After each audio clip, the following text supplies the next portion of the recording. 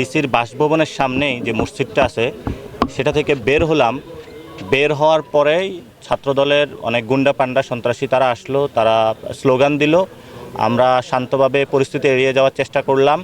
যে এরপরও তারা আমাদের ডিম নিক্ষেপ করা শুরু করলো। এরপরে তারা আমাদের ইট পাটকেল নিক্ষেপ করা শুরু করে। এক পর্যায়ে তারা আমাদের যারা সহযোদ্ধা আছে তাদেরকে ধরে মধ্যযুগীয় কায়দা যে হকি স্টিক, বিভিন্ন যে দেশীয় অস্ত্রশস্ত্র সেগুলো দিয়ে উপর্যুপরি সবাইকে আঘাত করা শুরু করে। আমরা শান্তপূর্ণ অবস্থান বজায় রেখেছি। আমরা কোনো সন্ত্রাসী গোষ্ঠী যারা আছে তাদের ফাঁদে আমরা পা দেই নাই। যেটা আপনাদের সবচেয়ে জানার বিষয়, ইতিমধ্যে আমরা সোশ্যাল মিডিয়াতে দেখেছি জুলকারনাইন সায়ের নামে একজন প্রোপাগান্ডিস্ট রয়েছেন, যিনি একটি বক্তব্য প্রচার করেছেন যে এখানে অস্ত্র উদ্ধার হয়েছে। সেটা সম্পূর্ণ মিথ্যা।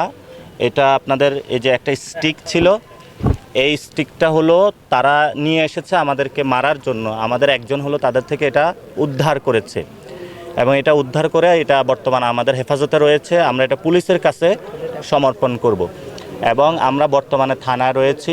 থানার মধ্যে আমরা এজাহারপত্র সেটা রেডি করেছি। আমাদের একটু পরে এফআইআর হবে। এফআইআরের নাম্বার নিয়ে তারপর আমরা বিক্ষোভ মিছিলে যাব। এ হামলায় কারা কারা অংশগ্রহণ করেছিল এর মধ্যে অন্যতম ছিল ইসলামী বিশ্ববিদ্যালয় ছাত্রদলের আহ্বায়ক এবং এখানে জেলার যিনি সভাপতি রয়েছেন ছাত্রদলের, এবং সাথে সাথে এখানে ছাত্রদলের অন্যান্য কর্মী যারা ভবিষ্যতে যুবদলের পদপ্রত্যাশী, তারা এই হামলায় অংশ নিয়েছিল। সবচেয়ে আমাদের কাছে ভয়ঙ্কর বিষয় যেটা লেগেছে, ছাত্রদল, যুবদল, বিএনপি একসাথে যখন আমাদের উপরে হামলা করে, পুলিশ সেখানে নির্বিকারভাবে দাঁড়িয়েছিল।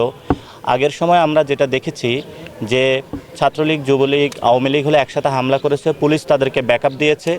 আজকেও আমরা সেই পরিস্থিতিতে দেখলাম এবং সে আওয়ামী লীগের যোগে আমরা আজকে থেকে অবতীর্ণ হলাম।